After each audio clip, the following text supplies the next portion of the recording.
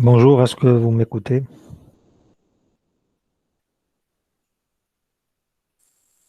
Oui, bonjour, oui, monsieur.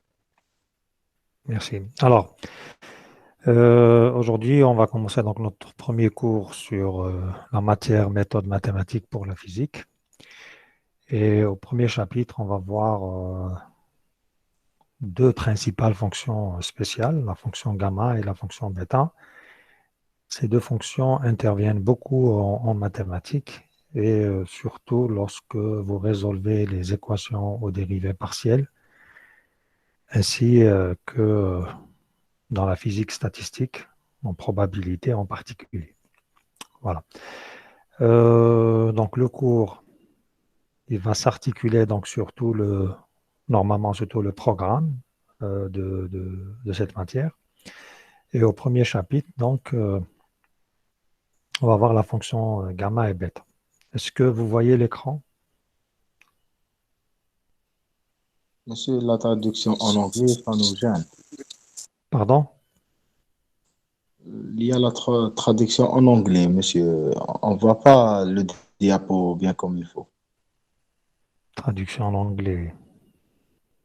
Activer les sous-titres. Peut-être c'est ça, je ne sais pas. Non. Non, moi je ne l'ai pas. Il faut désactiver les sous-titres. D'accord? Dans votre fenêtre. Il faut aller là, ce que vous voyez, désactiver les sous-titres. Moi, j'ai pas. Oui, monsieur, c'est bon, je l'ai réglé, merci. Donc, c'est à votre niveau, hein. Donc, je reviens au cours. Est-ce que vous voyez l'écran? Oui, monsieur.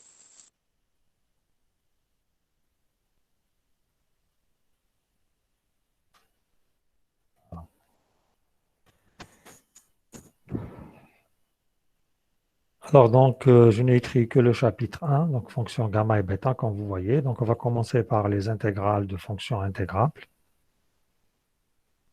C'est-à-dire, vous avez des fonctions que vous pouvez intégrer et vous allez chercher leur intégrale. Alors, ici, l'intégration va en général se faire sur des intervalles non bornés, hein. Par exemple, moins l'infini à plus l'infini, 0 à plus l'infini. Cela dépendra donc des cas. Ensuite, on va voir la notion de fonction puissance, puisque cette notion-là va nous permettre de définir la fonction gamma, ensuite la fonction bêta. Et enfin, on verra comment prolonger la fonction gamma à tout le plan C, hormis certains axes. Alors, premier paragraphe, donc comme j'avais dit, on va voir l'intégrabilité des fonctions et chercher leur intégrale sur des intervalles qui ne sont pas forcément bornés et fermés. Alors, je prends donc un intervalle de R non trivial. Qu'est-ce que ça veut dire? Ça veut dire qu'il n'est pas vide, donc il y a des points, et il n'est pas réduit à un point. Donc, il y a une infinité de points. Soit f une fonction continue sur i à valeur dans C, donc à valeur dans le plan complexe. Première définition, c'est quoi une fonction intégrable? Ou des fois on dit sommable sur i. Ben, si l'intégrale sur i, vous voyez, j'intègre sur i, f de x dx existe et finit. Donc il y a une valeur et cette valeur n'est pas égale à plus l'infini ou moins l'infini. Donc voilà ce qu'on dit d'une fonction intégrable. Si vous avez cette condition qui est satisfaite. Une autre définition qui va être très utile, on dit que cette fonction f est absolument intégrable si la valeur absolue de f est intégrable. Ça veut dire ici, je ne vais pas écrire l'intégrale sur i de f, mais je vais écrire l'intégrale sur i de la valeur absolue de f. Si c'est à valeur dans R, mais si c'est à valeur dans C, je vais écrire l'intégrale sur i du module de f, module d'un nombre complexe. Cela dépendra donc de la situation que vous considérez. Et de manière générale, absolument intégrable si le module de f est intégrable sur i. Une première proposition, si vous avez une fonction absolument intégrable, alors elle est intégrable. Pourquoi? Parce que si vous avez une fonction absolument intégrable, cette quantité-là, par définition, elle existe et est finie. Si cette quantité existe, celle-là, elle est finie. Celle-là va exister, bien sûr, elle est finie puisque cette quantité ne peut être égale à plus l'infini. Et donc, ce qui est à l'intérieur ne peut être ni égal à plus l'infini, ni égal à moins l'infini. Alors, ce résultat vous rappelle très bien ce que vous avez déjà vu en deuxième année concernant les séries. Si vous avez une série absolument convergente, alors elle est convergente. Là, c'est pareil, puisque en fait, l'intégration n'est qu'une limite d'une série. D'accord? Quand vous intégrez sur i, en fait, c'est des sommes, hein. Et donc, ça se généralise pour le cas de l'intégration. Alors, des exemples, cette fonction-là, exponentielle ix divisée par x puissance alpha, elle est intégrable sur l'intervalle 1 plus l'infini. Je dis sur 1 plus l'infini. Donc, le i majuscule, il est égal à l'intervalle 1 plus l'infini. Alors, si on prend cet intervalle 1 plus l'infini, on constate bien que x ne peut pas être égal à 0. Et donc, cette fonction n'a pas de singularité sur cet intervalle, 1 plus l'infini. Et on sait que si je mets la valeur absolue, ou bien le module, parce qu'ici il y a exponentielle ix, ben vous aurez le module d'exponentielle de ix, c'est 1. Il est égal à 1. Et donc vous aurez 1 sur x à la puissance alpha. Si vous faites le calcul ici, vous prenez f de x égale exponentielle ix sur x à la puissance alpha, vous passez au module, comme c'est indiqué ici, vous obtenez 1 sur x à la puissance alpha. Alors, je vais donc intégrer cette fonction 1 sur x à la puissance alpha de 1 à plus l'infini. Si on intègre 1 sur x à la puissance alpha de 1 à plus l'infini, ça va me donner moins 1 sur x à la puissance alpha moins 1, que je prends entre plus l'infini et 1. Et comme alpha est supérieur à 1, donc le alpha moins 1 qui apparaît après intégration va être strictement positif, et au plus l'infini, comme il est au dénominateur, ça va valoir 0. Et donc j'aurai une valeur. Donc je vais revenir au texte que je vais donc faire ici, le calcul que je suis en train de faire.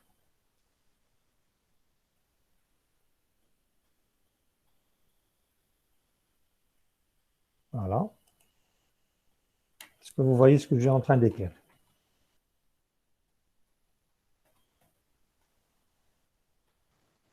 Oui, monsieur.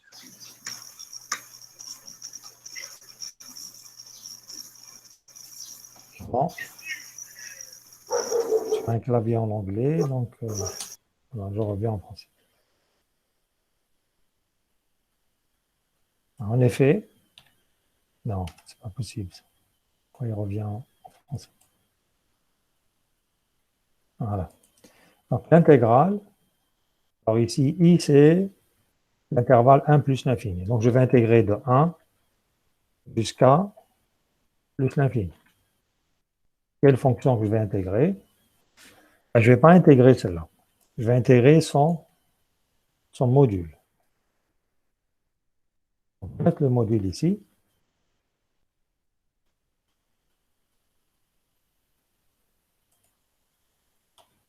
X. Alors ça, c'est quoi? Comme j'avais dit, exponentielle x. Pardon.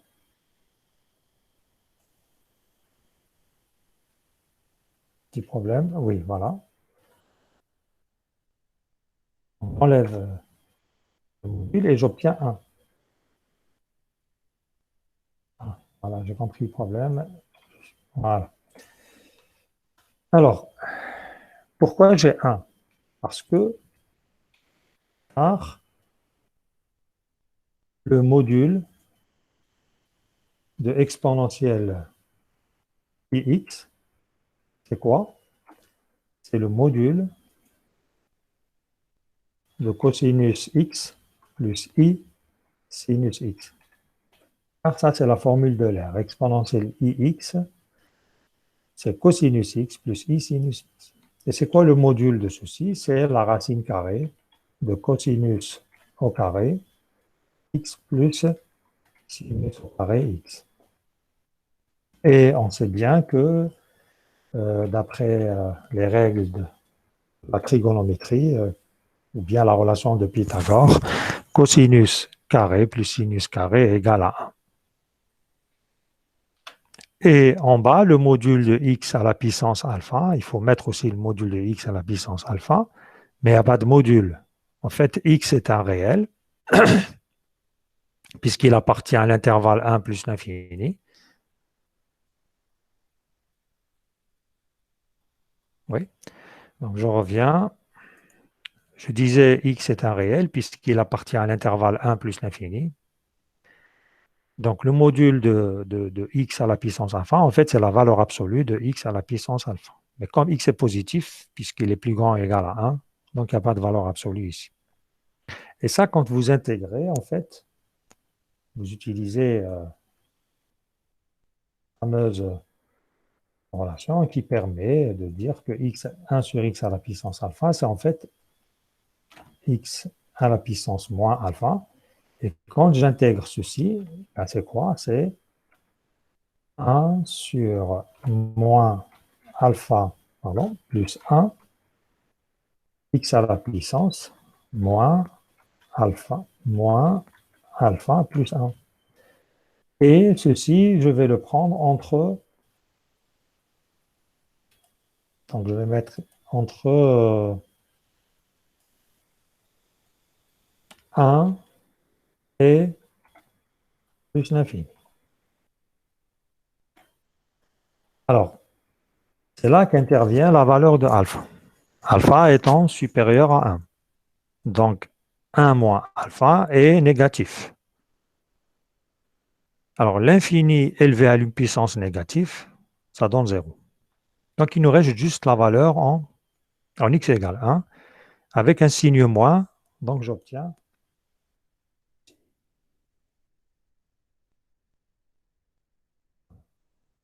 il faut enlever, vous remplacez par x égale plus l'infini, ça donne 0, moins, vous remplacez par x égale 1, ça vous donne ceci. Donc, qu'est-ce qu'on constate? On constate que cette intégrale, elle existe et elle est finie. Sa valeur, c'est 1 sur alpha moins 1. Est-ce que c'est clair pour ce calcul?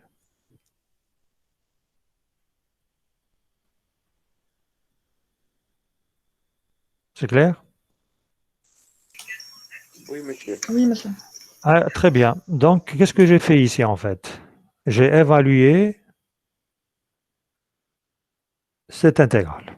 Je l'ai évaluée avec f égale exponentielle ix sur x à la puissance alpha, et i, l'intervalle, c'est 1 plus l'infini.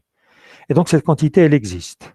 Et elle est finie. Ça veut dire que ma fonction, elle est absolument intégrable. Si ma fonction est absolument intégrable, cette fonction elle est absolument intégrable, elle devient intégrable grâce à cette proposition. Donc, on a répondu à cet exemple en disant que cette fonction est absolument intégrable pour alpha supérieur à 1. Et ceci vous fait rappeler aussi la série de Riemann. La série de Riemann que je peux écrire ici, c'est celle-là. Je vais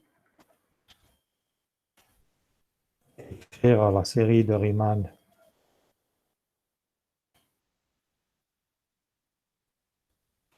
Vous connaissez tous, vous avez déjà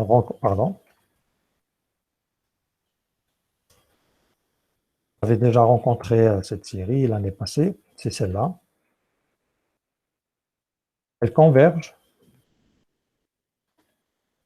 si et seulement si, et seulement si alpha est strictement supérieur à 1. C'est à peu près pareil ici, et lorsque je prends exponentielle ix sur x à la puissance alpha, elle est intégrable si alpha est supérieur à 1. Donc, pour les intégrales, on dit intégrable, et pour les séries, on dit converge. Donc, je vais sauvegarder et je vais fermer ce fichier pour le compiler encore une fois.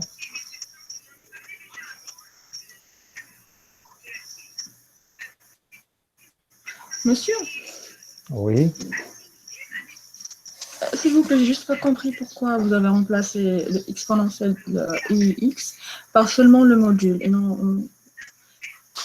non pas par la valeur de... Alors,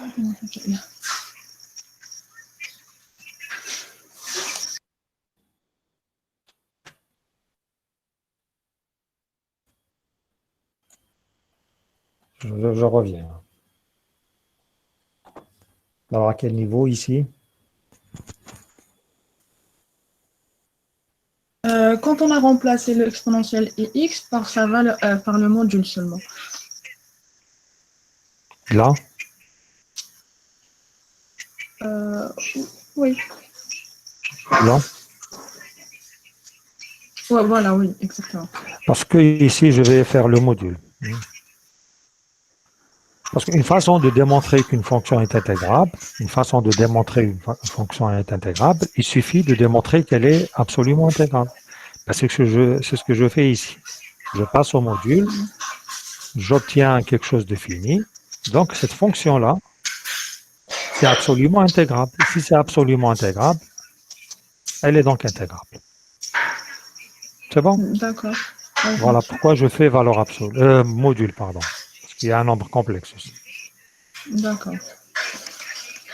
C'est une manière de démontrer qu'une fonction est intégrable. C'est d'utiliser cette proposition. C'est comme pour les séries numériques. Pour démontrer qu'une série est convergente, il suffit de voir si elle est absolument convergente. Alors, cet exemple, on peut dire pourquoi ce n'est pas intégrable, parce que c'est en fait au voisinage de l'infini. Hein. Parce qu'au voisinage de 0, sinus x sur x va tendre vers 1. Donc, il n'y a aucun problème. Donc, il n'y a pas de singularité en 0. Par contre, à l'infini, cette fonction-là, elle est elle aussi entre moins 1 et 1. Mais là, ça tend, plus tard, on le verra. Non, c'est valeur absolue. Hein. Il faut que je corrige. C'est valeur absolue. Donc, quand je vais mettre ici Elle valeur tend vers toi, monsieur, euh, à l'infini. c'est 0. Elle tend vers 0. Hein. Donc, je corrige un peu. Voilà. Très bien.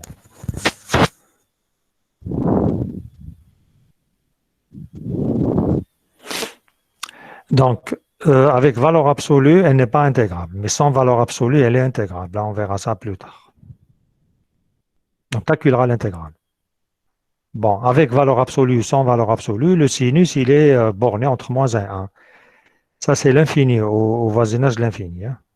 Donc, 1 sur l'infini, c'est 0. 0 multiplié par une fonction qui est bornée, ça donne toujours 0. Okay. Donc, cette fonction-là, avec ou sans valeur absolue, elle tend vers 0 lorsque x tend vers plus l'infini.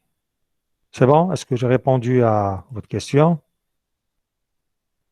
Oui, monsieur. Très bien. Mais la fonction avec valeur absolue n'est pas intégrable. Hein, donc,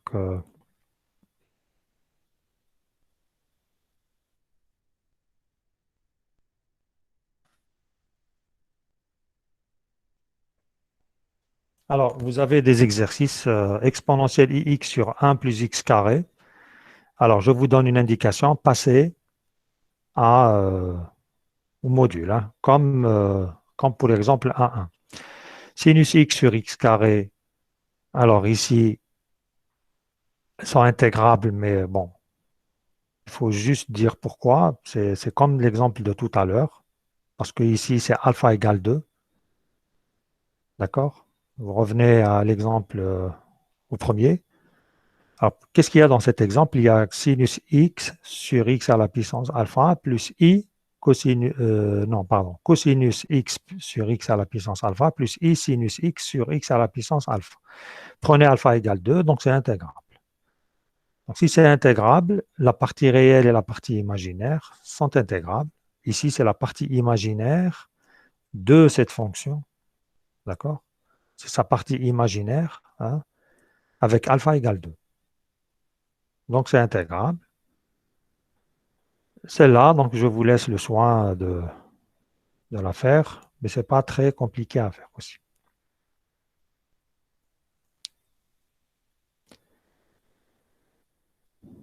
Alors, c'est pour des besoins de considération en mathématiques futures à l'avenir. Donc, je vais introduire des notations.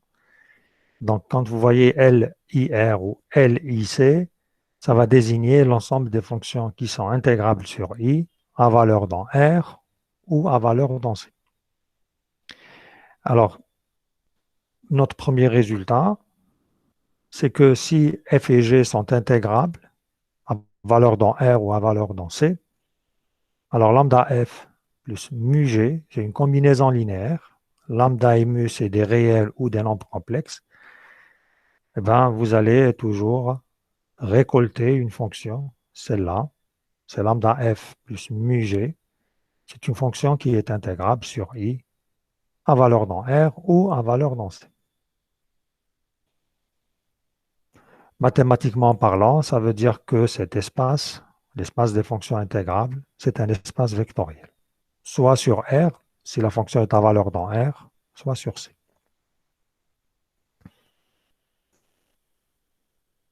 Pardon. Si vous avez une fonction intégrable sur I positive, elle est à valeur dans R. Elle ne peut pas être à valeur dans C. Hein. D'accord? Donc ça, on l'exclut ici. C'est-à-dire f est positive, alors l'intégrale, là j'ai oublié l'intégrale, elle est positive. Donc il y a un terme qui manque, c'est l'intégrale sur I, f de x dx, positive.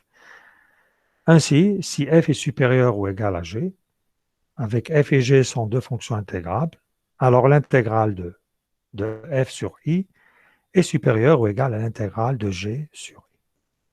Donc une sorte de monotonie. Donc l'intégration est une opération croissante. Si f est supérieur à g, l'intégrale de f est supérieure à l'intégrale de g.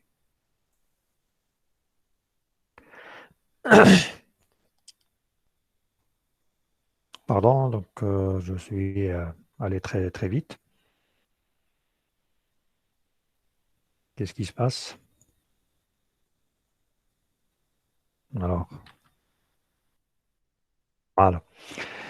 Un autre résultat, si f est intégrable, alors la partie réelle et la partie imaginaire sont intégrables. On parle ici du cas où f est à valeur complexe. Et si la partie réelle et la partie imaginaire sont intégrables, alors f est intégrable. En disant ceci, f est intégrable si et seulement si les parties réelles et imaginaires le sont. Un résultat très important aussi qu'on va très souvent utiliser, si vous avez de réels, tels que A, de réels A et B, pardon, tel que A est strictement inférieur à B, si vous avez une fonction continue sur, vous voyez ici, l'intervalle A fermé, ouvert en B, donc on ne peut pas aller jusqu'à B, c'est ça que ça veut dire. Si f est intégrable sur AB, et si la limite, quand x tend vers B, de l'intégrale de f sur l'intervalle AX, alors ici x n'est pas égal à B, il tend vers B, retenez, il ne peut pas être égal à B, inférieur à B ici, je l'ai déjà écrit là. Si cette intégrale, elle existe et finie, elle va être égale à l'intégrale de A à B. D'accord? Si cette limite, elle existe, alors elle est égale à l'intégrale entre A et B. Alors, pourquoi ce résultat est utile? Pensez par exemple à sinus x sur x. Sinus x sur x, si j'intègre de 0, de moins 1 à 0, par exemple, de moins 1 à 0. je ne touche pas 0 parce que sinus x sur x n'est pas défini en 0. Alors, je sais que f, elle est intégrable sur moins 1 à 0, ouvert, parce que sinus x sur x, elle est continue de moins 1 à 0. Et si je calcule l'intégrale de a à x de f de t dt, quand x tend vers b, alors x ici, il est strictement inférieur à 0. Donc, c'est une valeur qui va exister et finie, parce que f est continue.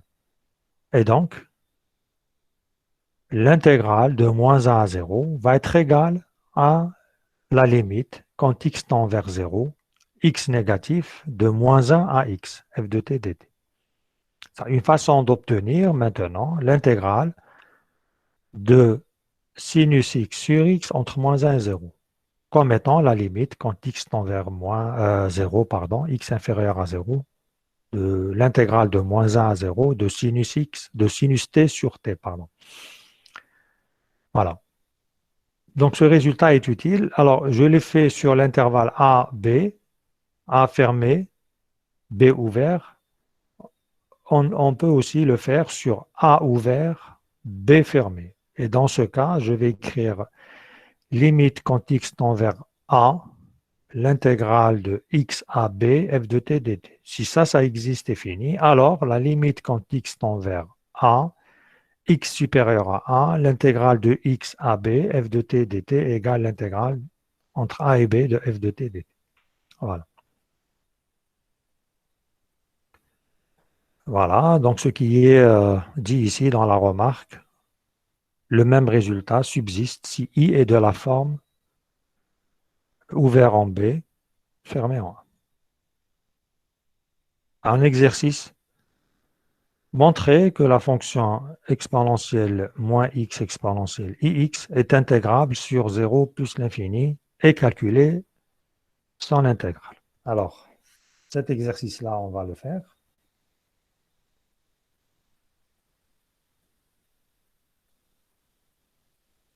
Alors, pour montrer qu'elle est intégrable, je vais utiliser cette proposition. Une fonction absolument intégrable est intégrable. Donc, au lieu de m'intéresser à cette fonction, je vais m'intéresser à son module.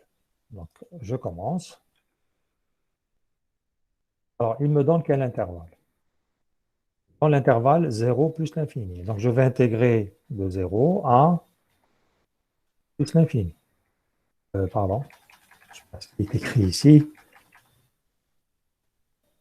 Voilà. Et qu'est-ce que je vais intégrer? Je vais intégrer cette fonction.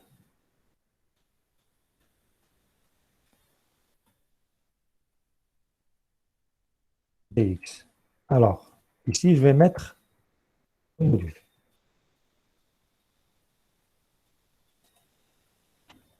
Alors, quand je mets le module, ici, c'est un produit. Donc, ça va être le module de exponentielle moins x multiplié par le module de exponentielle ix. Or, le module d'exponentielle de ix, c'est 1. Donc, j'enlève ceci comme tout à l'heure. Et ce qui me reste, c'est le module d'exponentielle moins x. X est en réel. Donc, exponentielle moins x est un réel. Donc, c'est la valeur absolue de exponentielle moins x. Mais exponentielle est toujours positive. Donc, j'enlève la valeur absolue et j'intègre exponentielle moins x. Donc, c'est moins exponentielle moins x. Ça, c'est l'intégrale de cette fonction que je prends entre 0 et plus l'infini. Donc, 0 et plus l'infini. Alors, commençons par la valeur en plus l'infini. Donc, c'est moins exponentielle moins l'infini, mais vous savez tous que exponentielle de moins l'infini, c'est 0. Et donc, en x égale plus l'infini, ça vaut 0. Moins la valeur en x égale 0. Alors, moins, il y a déjà un moins, donc ça fait plus. La valeur en 0, c'est exponentielle de 0, c'est 1. Et donc, qu'est-ce que je constate? Je constate que cette fonction, elle est sa valeur, c'est-à-dire l'intégrale du module de cette fonction, pardon, elle existe, elle est égale à 1, donc c'est un nombre fini. Donc, qu'est-ce que je vais dire? Ainsi, cette fonction-là, elle est absolument intégrable. Absolument intégrable.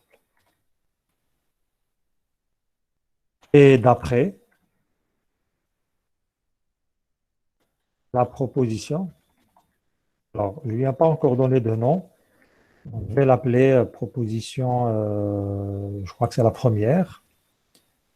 Donc, je vais l'appeler, comme on est au chapitre 1, proposition 1. Donc, c'est 1P1. Et d'après la proposition, c'est 1P1. Pas P12, non. P1.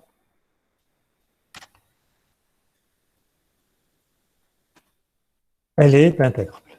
Hein. Et il y a une autre question qui est proposée, c'est calculer son intégrale. Ben, je sais que maintenant,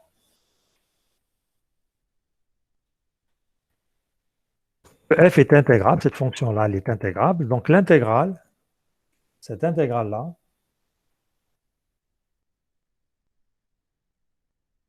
elle va exister, hein, cette intégrale, sans que je mette le module, elle va exister et elle aura une valeur finie. Voilà. Très bien. On peut calculer cette intégrale. Alors, cette intégrale, c'est quoi?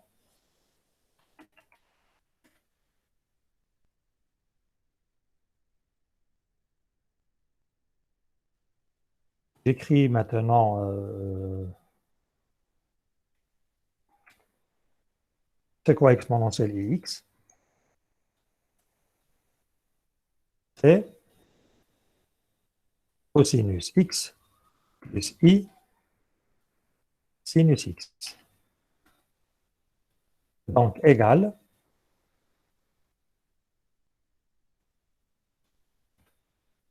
Alors, c'est, vous voyez, dans cette expression, il y a pardon, un produit. Voilà. Donc, je distribue exponentiellement x, les termes, et maintenant, j'ai l'intégrale d'une somme.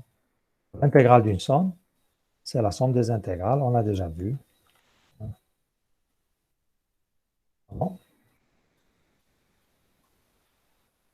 Donc, ce que je vais écrire ici, je vais isoler ce terme, et je vais mettre dx plus i, et je distribue l'intégrale pour le second terme. R pour le moment, c'est bon?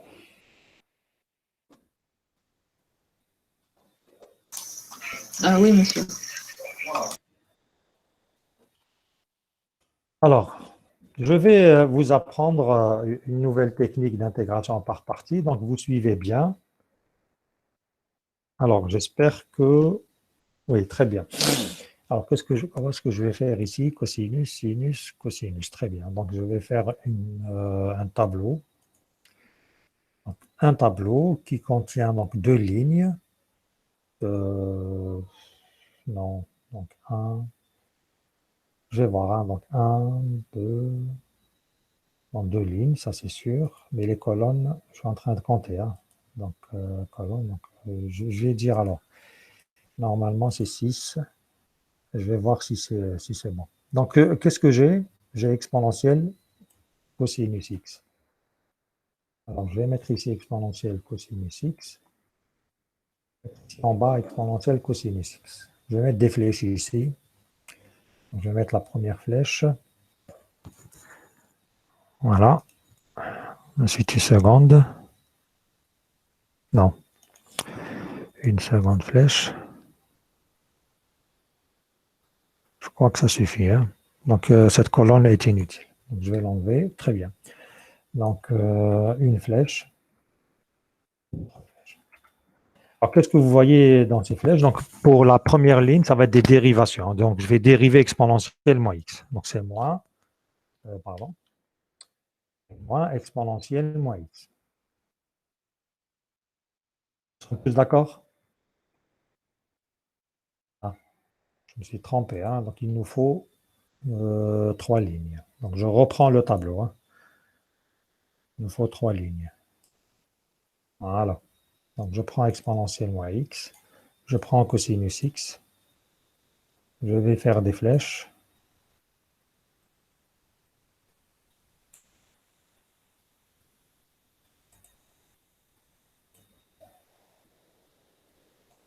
Est-ce que j'ai besoin de la troisième colonne? Non. Donc, qu'est-ce que je dis? Je prends exponentielle moins x et je dérive.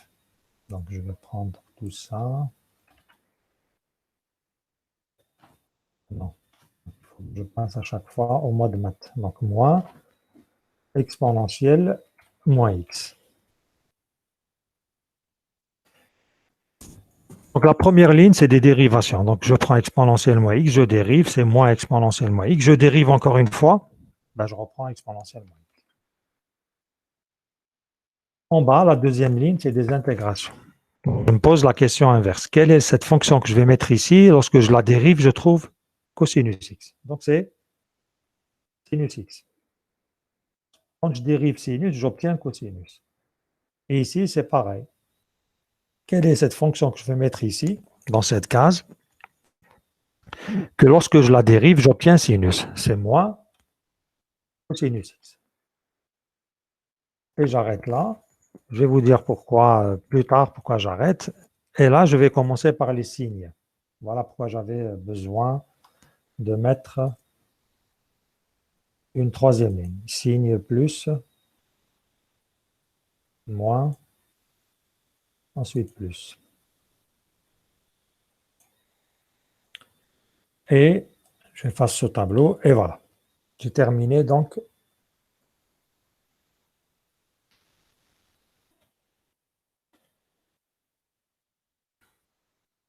ce schéma-là. Donc, qu'est-ce qui m'intéresse ici? C'est l'intégrale entre 0 et plus l'infini, exponentielle moins x, cosinus x, dx. Alors ça, c'est quoi?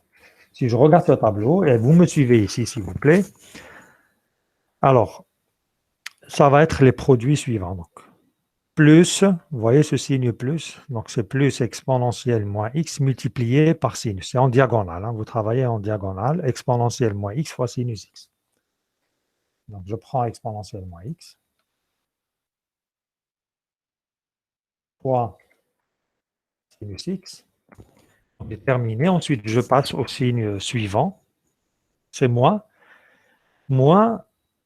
le produit en diagonale. Qu'est-ce qu'il y a en diagonale? Il y a moins exponentielle moins x multiplié par moins cosinus x. Donc, je répète, c'est moins le produit de moins exponentielle moins x multiplié par moins cosinus x. Bonjour, monsieur. C'est une intégration par partie, non? Je suis en train de vous montrer une technique que vous voyez pour la première fois. Ah, d'accord, merci, monsieur. Donc, vous êtes très chanceux. Hein.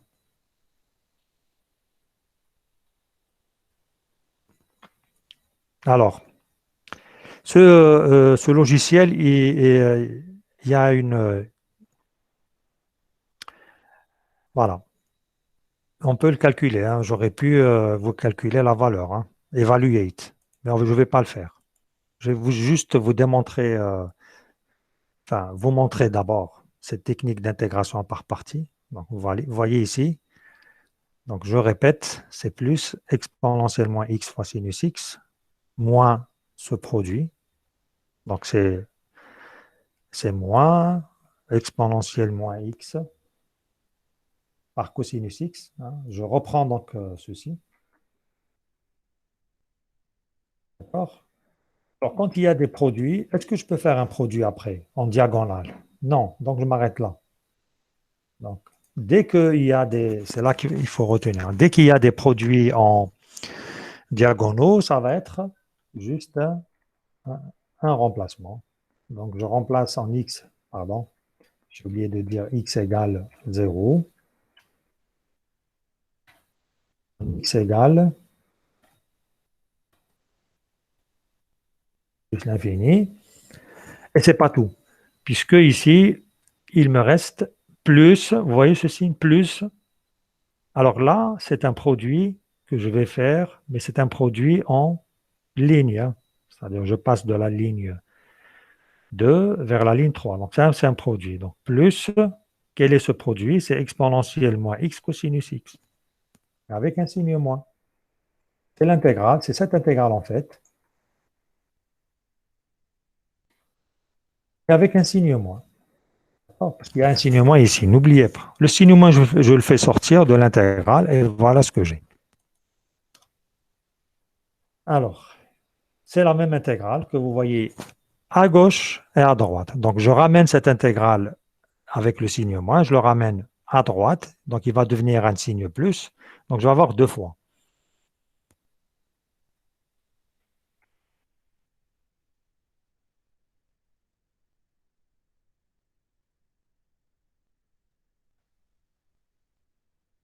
C'est égal à 2 fois ceci. Je vais évaluer cette expression en x égale plus l'infini, moins en x égale 0.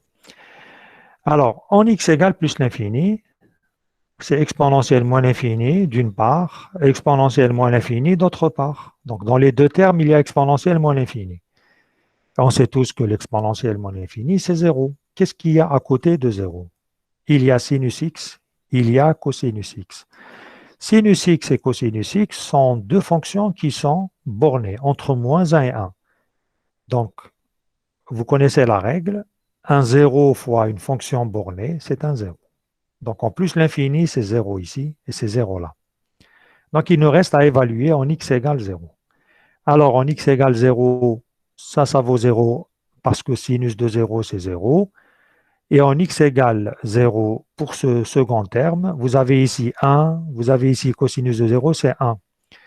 Donc, en x égale 0, il y a moins qui provient parce que je dois enlever la valeur en 0. Donc, il y a moins 0, ça donne 1. Et donc, l'intégrale,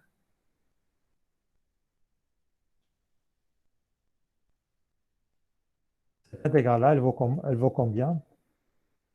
Elle vaut 1 demi. Un demi. Très bien, voilà. Maintenant, je vais utiliser mon logiciel qui va m'évaluer cette intégrale. Alors, evaluate. Il a donné 1 demi. Donc, c'est correct. Notre calcul est correct. OK? Maintenant, je vous demande de faire le même calcul pour cette intégrale que je vais calculer maintenant. Sans refaire, c'est 1 demi toujours. Donc, c'est pareil. Donc, je vais écrire de même. Je ne triche pas, c'est le logiciel qui m'a aidé. De même, c'est 1 demi. Ainsi,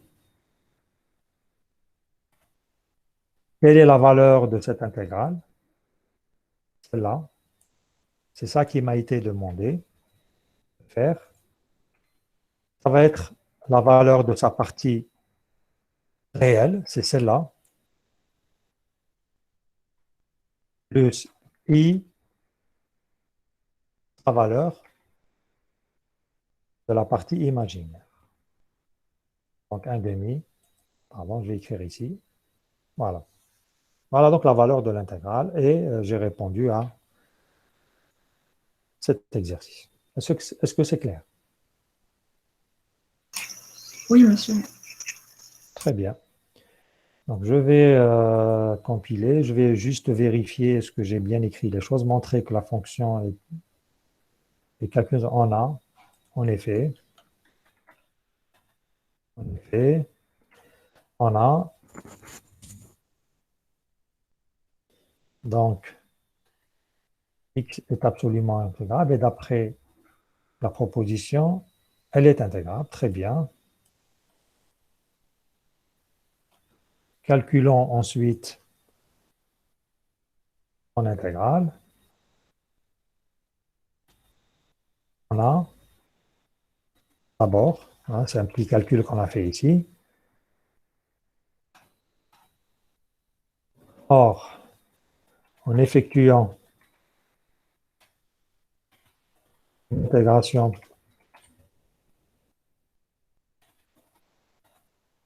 je vais le mettre de points, c'est celle-là. On obtient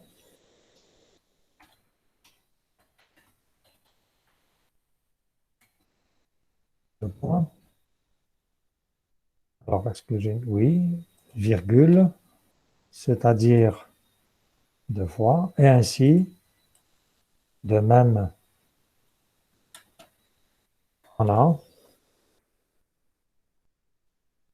conséquent,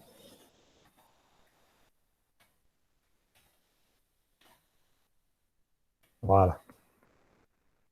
Très bien. Donc, je ferme le fichier. J'étais à la page 7. Je compile.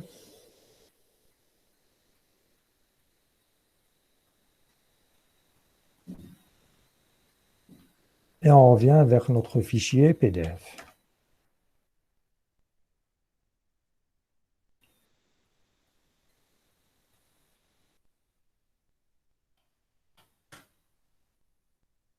Voilà, donc l'exercice qu'on faisait tout à l'heure, maintenant est rédigé de la sorte. Alors, si quelqu'un n'a pas encore retenu la technique d'intégration par partie que je viens de vous montrer, alors je vais le faire sur un autre exemple, d'accord?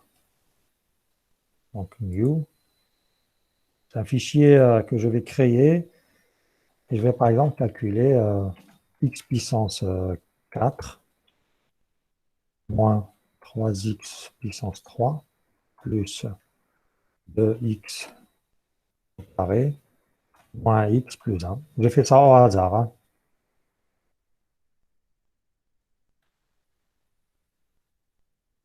Alors, j'ai fait un degré 4. Juste, alors je vais mettre 2x. Allez, 2x. X.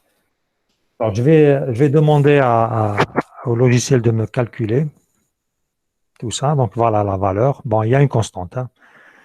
Donc, alors, il y a 25 sur 8, 42 sur 8, 38. Bon, des coefficients un peu, je vais changer un peu. Donc, je vais demander encore, evaluate. Alors, 12, 26, 30, 19. C'est un peu, voilà. Je veux juste des coefficients là où on n'a pas beaucoup de calculs à faire, hein.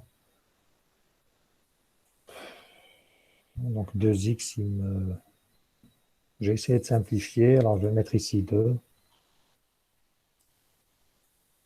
Je vais voir qu'est-ce que ça donne. Ah, c'est pareil, hein. Donc, j'enlève et je commence.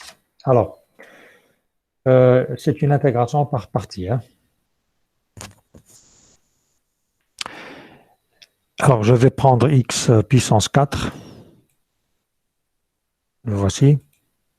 Alors, combien j'ai de dérivations? Je ne peux pas. Donc, 1, 2, dérivation 1, 2, 3, 4. Donc, il faut dériver 5 fois, hein. Je vais dériver 5 fois. Donc, c'est un tableau qui va contenir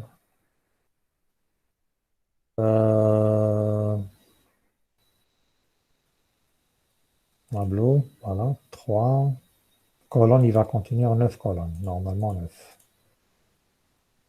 Donc, je prends x puissance 4, ceci, je dérive. Oui, il y a x ici. Ah, il y a x.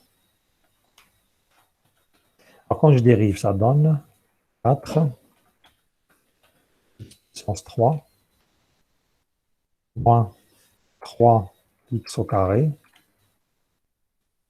plus 2x moins 1. Dérive encore, ça nous fait 12x au carré. Je reviens en mode maths. Moins 6x plus 2. Je dérive encore celui-là. Donc ça nous fait 24x moins 6. Enfin, je dérive 24x. Je dois rajouter une colonne. Hein. Je suis trompé un peu. Est-ce qu'il y a une colonne qui n'a pas été prise en compte? Oui, c'est bon. Alors, donc ça donne 24x. Donc 24. Et je dérive 24. Donc je vais refaire. Si je dérive 24, je vais avoir 0. Hein. Donc je vais mettre une flèche juste à côté ici. J'espère que ça va. Sinon, je refais à 0. Hein. Donc je préfère refaire à 0. Donc insert table. Donc c'est 10.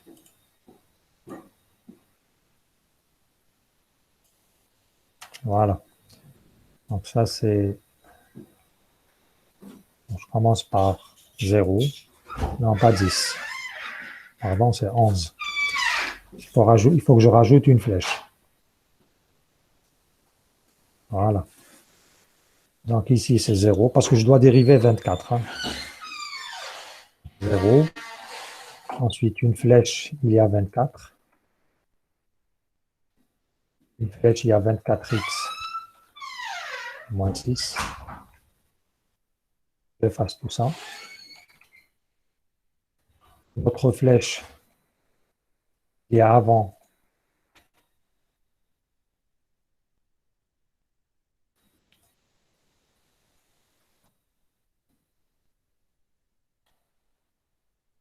Ce polynôme de degré 3. Et enfin, voilà. S'il y a les signes, plus, moins, plus, pardon, plus, moins, plus et moins. C'est des signes alternés. Qu'est-ce qu'il y a? Ensuite, il y a exponentielle 2x. Alors, quand j'intègre exponentielle 2x, donc je vais avoir ici exponentielle 2x sur 2. Parce que la fonction exponentielle 2x divisée par 2, quand je la dérive, c'est ça que j'obtiens. Vous me suivez ici?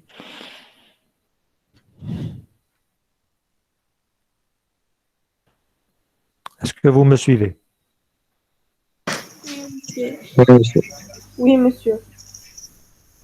Et ici, donc je divise à chaque fois par 2, donc 4. Parce que quand je dérive ça, j'obtiens ceci. Et ainsi de suite. Ici, je vais mettre 8. Et là, je vais mettre 16. Et là, vous pouvez mettre 32, mais ça ne sert à rien. Ah, si, pardon, ça sert. Pardon. Alors, quelle est donc l'opération que je vais mettre? Donc, c'est en diagonale. Hein. Prenez celui-là. Je ne sors pas. Ah oui. Je vais aller très loin. C'est très sensible. Hein, donc, voilà. Très bien. Donc, le voici. Mettre une parenthèse. Je vais multiplier par quoi? Par ce terme. En diagonale. Hein. Ce terme multiplié par celui-là. Ensuite, il y a moins. Donc, je vais mettre moins. Ce terme. Fois en diagonale, toujours. Exponentielle de x sur 4. Ensuite, plus, n'oubliez pas. Donc, ce terme, voici, en diagonale par quoi? Par, voilà, ce terme, plus, il y a plus, j'ai mis plus, par ce terme.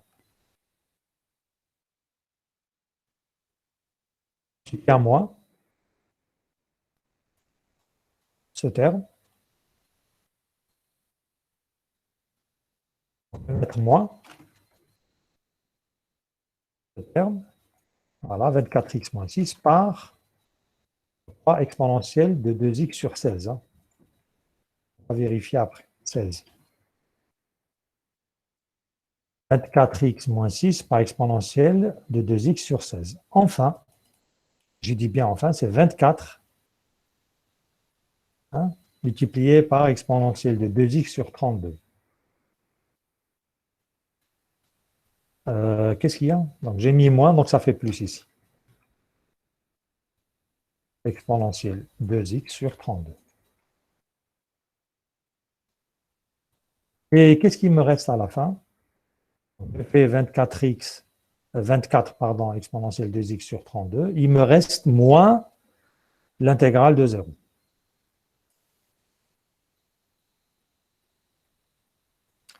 Moins l'intégrale de 0. Pourquoi? Parce que si vous voyez ici, c'est l'intégrale de 0 multiplié par exponentielle 2x sur 32. Juste quand on arrive à la fin, puisqu'il n'y a pas une diagonale qui suit 0, hein, vous voyez, il n'y a pas ici, donc c'est une intégrale de 0. Alors, si l'intégrale est une intégrale indéfinie, l'intégrale de 0, c'est une constante, et si l'intégrale est une intégrale définie entre des valeurs ici, l'intégrale de 0, c'est 0. Donc, si c'est indéfini, c'est une constante. Ici, c'est une constante. Donc, je vais dire moins c ou la plus c, c'est pareil. On prend toute cette expression.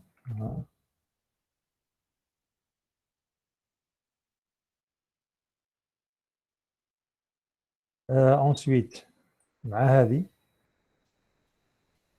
laisse la constante. Je crois qu'il y avait un plus. Voilà l'intégrale terme. Bien sûr, je vais demander à la machine de me simplifier ce calcul. Pourquoi ça répète? Non, il n'y a pas autant de termes. Hein, donc, non. Qu'est-ce que j'ai fait là? 12x, voilà.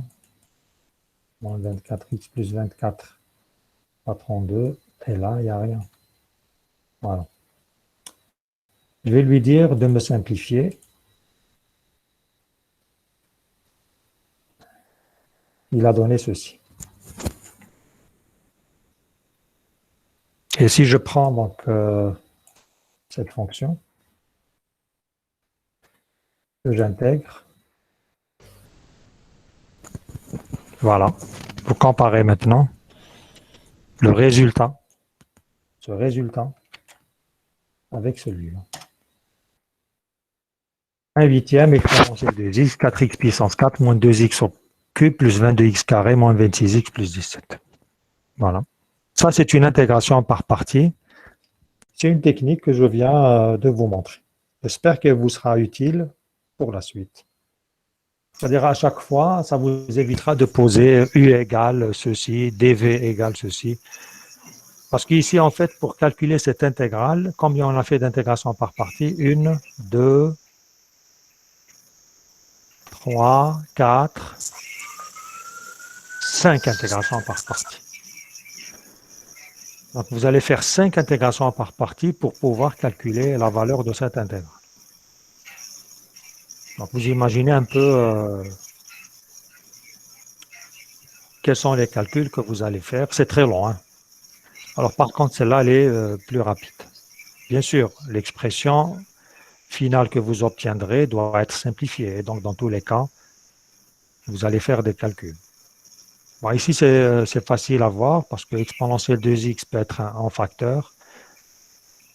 Et puis, vous avez x puissance 4 divisé par 2, etc., etc., etc. Donc, il y a beaucoup de choses à faire. Par exemple, ici, c'est 4 divisé par 8, c'est 1 demi.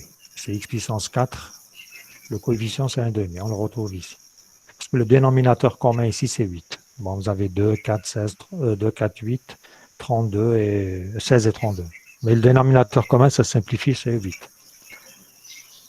Voilà, donc ça, c'est un petit exercice pour vous familiariser avec cette technique d'intégration. Donc, je reviens au cours. Monsieur, s'il vous plaît, juste une question. Hmm. Là, ici, quand vous avez intégré tous les éléments jusqu'à arriver à un zéro, et pour une fonction qui s'intègre n fois, comment savoir à quel point on s'arrête? Eh ben, c'est votre cerveau, votre intelligence. Alors, Oui. si c'est un polynôme, dans cet exemple, si c'est un polynôme, d'accord? Oui. Non, j'ai effacé, pardon. J'ai effacé, je crois. Non, je l'ai effacé, oui. Si c'est un polynôme, essayez de le dériver jusqu'à obtenir 0. Parce que Oui. c'est très simple. Mais par exemple, ici, là, je ne fais que 2 fois. Pourquoi? Parce que je retrouve ma fonction exponentiellement x cosinus x. J'arrête là où je retrouve ma fonction. Okay, j'ai démarré d'exponentiellement x D'accord. cosinus x. Je retrouve exponentiellement x cosinus x. Si vous continuez à dériver, ça va être, c'est périodique, hein, parce que exponentiellement x, vous dérivez, ça va être soit moins, soit plus exponentiellement x. Et cosinus, sinus, Oui, moins justement. cosinus, moins sinus, c'est périodique, hein. Donc il faut s'arrêter à un certain niveau. Bon, je m'arrête là, parce que j'ai retrouvé ma fonction.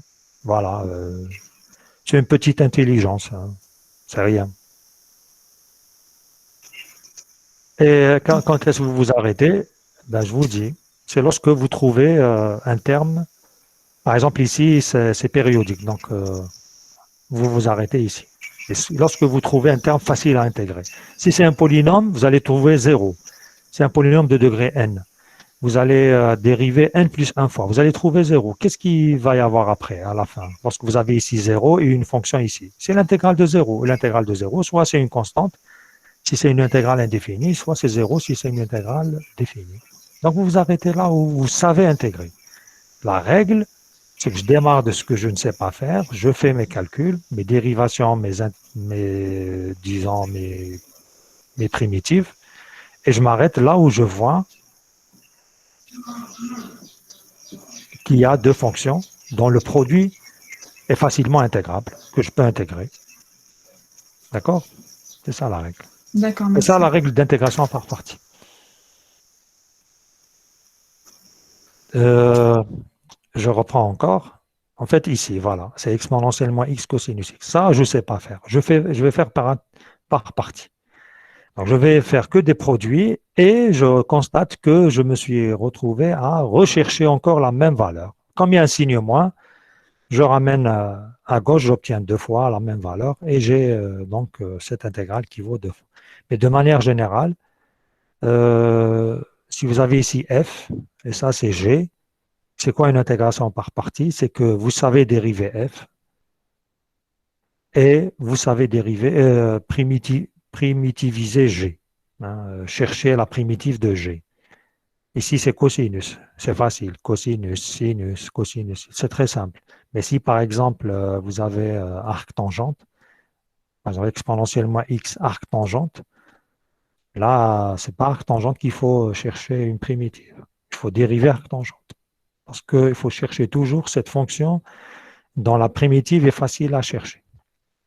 Par exemple, exponentiellement x ici, arc-tangente x, ben, qu'est-ce que je vais faire? Je vais dériver arc-tangente. Et je vais chercher une primitive d'exponentiellement x. Donc, je vais mettre ici arc-tangente et là exponentiellement x. Et tout ça, bon, ça dépend de la fonction qu'on vous donne. Et puis, il faut toujours choisir le meilleur chemin. Le meilleur chemin, c'est chercher toujours cette fonction-là qui se trouve juste à côté de dx, si vous voulez, que vous savez, que vous connaissez comment primitiviser. Okay? Comment chercher cette primitive de cette fonction. Voilà. C'est ça la règle. que j'ai répondu à votre question? Oui, monsieur, merci. Après. N'hésitez pas à chaque fois à m'interrompre. Et Monsieur, oui, Anisma, oui, oui. à propos de l'exemple d'avant, celui Avec du l'effacé. cosinus. Ah, cosinus. Donc c'est le Non, cours. celui du cosinus. C'est le cours. Oui, j'ai pas compris comment on a pu écrire la partie réelle plus la partie imaginaire. Ah, parce que, bon, je vais écrire alors ici, pour être plus simple hein, pour vous. Alors ça, c'est quoi? Hadi. Hein? C'est déjà écrit. C'est Hadi. Hein. Exponentiel. Hein, c'est égal à quoi? Ah, d'accord. Égal à quoi ça? Exponentiel moins x. Exponentiel x c'est cosinus x plus i sinus x. D'accord? Donc c'est quoi la partie réelle? Hein? C'est exponentiel moins x cosinus x. Oui, Et c'est quoi la partie imaginaire? C'est c'est exponentiel moins x multiplié par sinus x. هذه. راني كاتبها هنايا. ها. Donc l'intégrale هذه l'intégrale. هذه لا فالور تاعها سي لا فالور تاع واش لقيت هنا بلس اي واش لقيت هنا. واش لقيت هنا سي ان دومي. واش لقيت هنا سي كيف ان دومي. بون ما حسبتهاش مي جي utilisé لا ماشين. سي ان دومي. اي دونك هذه هي هذه وهذه هي راهي هنا. سي كلير؟ نو؟ ah, c'est clair, monsieur, merci. Ah d'accord, très bien. Donc je continue.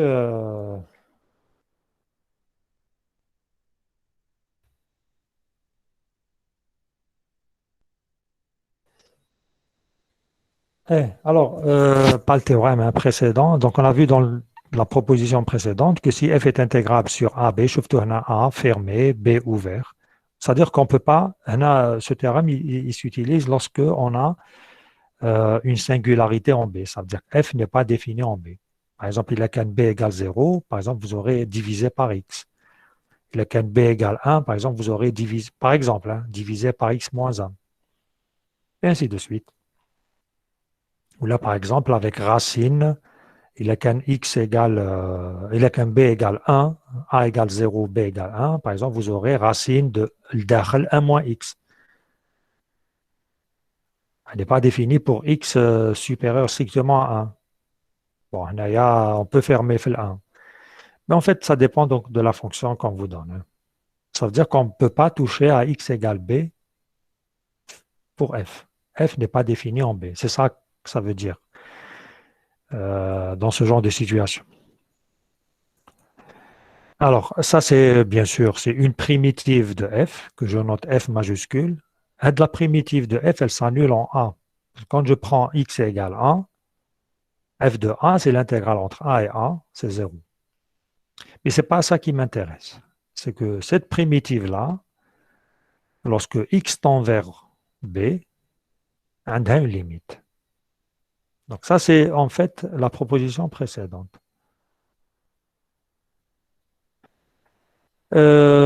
Si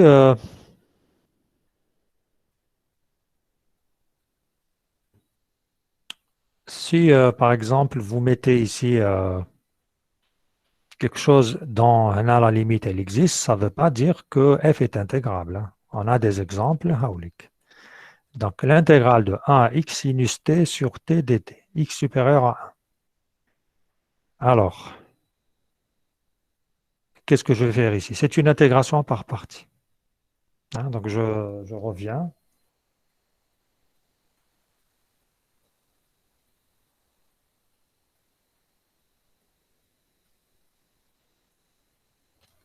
Oui, elle est semi-convergente. Est-ce que je dois revenir à...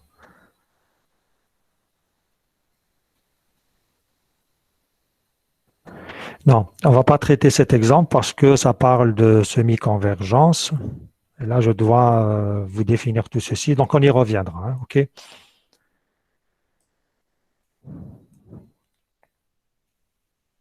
Parce que l'année passée, c'est un cours que j'ai fait l'année passée. Et l'année passée, avant le Covid, on avait fait des séances. en présentiel et donc j'avais eu à traiter ce genre d'exemple. Ok. Donc moi, maintenant, je préfère ne pas le faire, mais je consacrerai une séance la prochaine fois. Alors, au fait, la prochaine séance, ça va être ce jeudi, hein, pour rattraper celle qui n'a pas été faite la semaine passée. Est-ce que ça vous arrange jeudi 14 heures ou 15 heures? Ou la déléguée, c'est qui? C'est SAF, je crois. Oui, Ouais. bonjour monsieur. Alors le programme a un peu changé, donc le jeudi n'est pas vraiment libre. À On l'après-midi, aura, même l'après-midi. je pense qu'on aura, il n'a pas encore confirmé le prof de Monsieur Mehdi, le prof de PAN. Donc normalement on aura de midi à 15 heures avec lui, mais il n'a pas Euh, encore confirmé. Donc on en a parlé avec lui, Qalna, ouais.